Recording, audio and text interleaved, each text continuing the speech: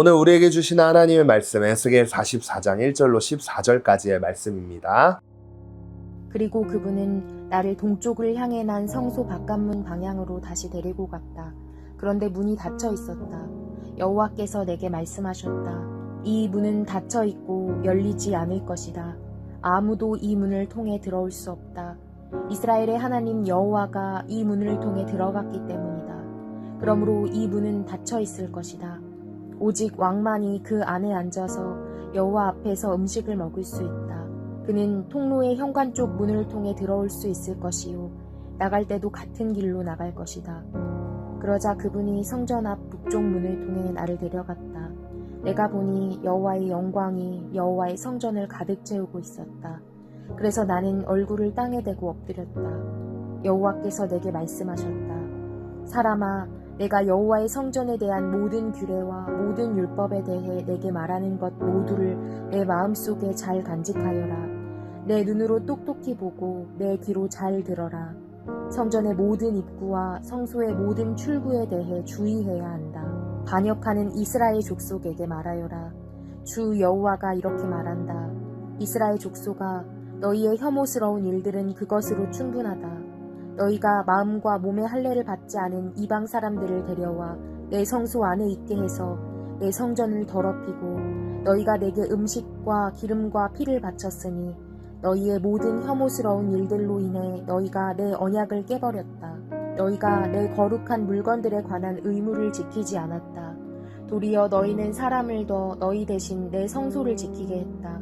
나 주 여호와가 이렇게 말한다. 마음과 몸의 할례를 받지 않은 이방 사람은 이스라엘 자손들 가운데서 살고 있는 이방 사람들이라고 할지라도 어느 누구도 내 성소에 들어오지 못할 것이다. 이스라엘이 길을 잃었을 때 내게서 멀리 떠나고 또 길을 잃고 나를 떠나 그들의 우상들을 쫓았던 레위 사람들은 자기의 죄를 감당해야 할 것이다. 그러나 그들은 성전 문지기로서 또 성전을 섬기는 사람들로서 내 성소에서 섬길 것이다.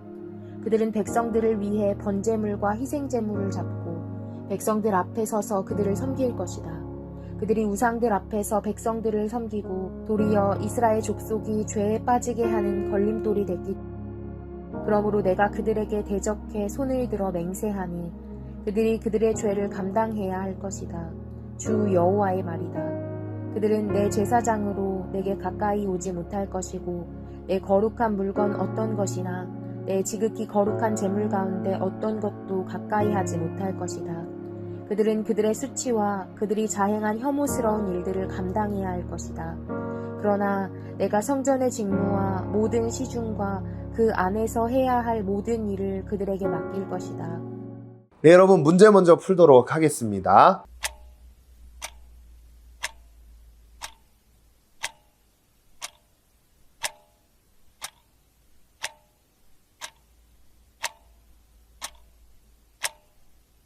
우리가 간혹가다 어떤 문 앞에 관계자 외 출입 금지 이런 문구를 본 친구들이 있어요.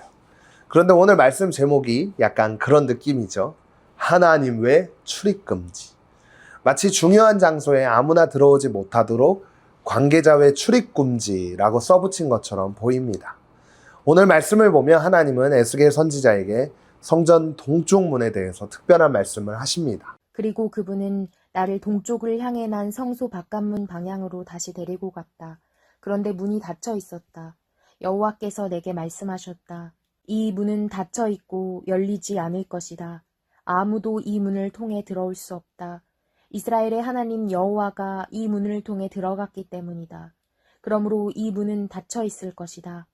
전에 한번 나누었죠. 백성들이 죄를 짓고 우상 숭배하니까 하나님은 그 백성들을 떠났습니다. 그 결과 바벨론 포로로 잡혀가고 성전은 불타 없어지게 되었죠. 하지만 이번 주간 나누었던 것처럼 하나님은 에스겔 선지자에게 다시 세워질 이 성전의 모습을 보여주시면서 성전의 동쪽 문을 통해 떠나갔던 하나님의 영광이 다시 들어오게 될 것이라 말씀하셨어요. 그런데 이제 그 동쪽 문은 하나님 여호와께서 직접 들어오셨기 때문에 여러분 사람이 왔다 갔다 할 수 있을까요? 오늘 말씀에서 안 된다고 이야기하고 있습니다. 왜요? 거룩한 문이기 때문에. 그래서 오직 왕만 여호와 앞에서 음식을 먹을 수 있다고 오늘 말씀은 기록하고 있죠. 특별히 오늘 말씀에서 또 주목해서 봐야 하는 건 바로 마음과 몸에 할례를 받지 않은 이방 사람들은 이스라엘 백성 사이에 있더라도 절대 거룩한 성소에 들어올 수 없다고 엄하게 경고하고 계십니다. 여러분, 계속해서 나누고 있듯이 하나님은 거룩하신 분이기 때문에 절대 아무나 거룩한 공간에 들어와서는 안 된다는 거예요. 이번 주간 말씀을 나누면서 참 많이 나눴기 때문에 여러분들도 기억할 거예요.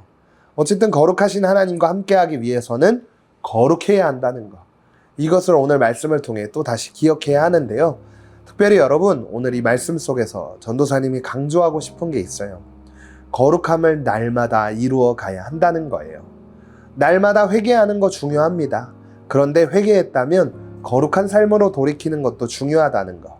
그것을 기억하면서 오늘 결단을 한번 해보려고 하는데요. 첫 번째, 예배 말씀 신앙생활이 너무 익숙해져 가볍게 여기고 있진 않나요? 나는 하나님 앞에서 거룩할 책임을 잘 감당하고 있나요?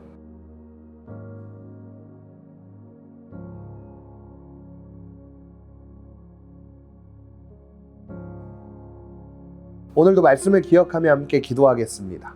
저를 부르시고 사명을 맡기신 주님, 제가 익숙함에 무뎌지지 않고 주님을 경외하는 마음으로 하루하루 살아가게 해주세요.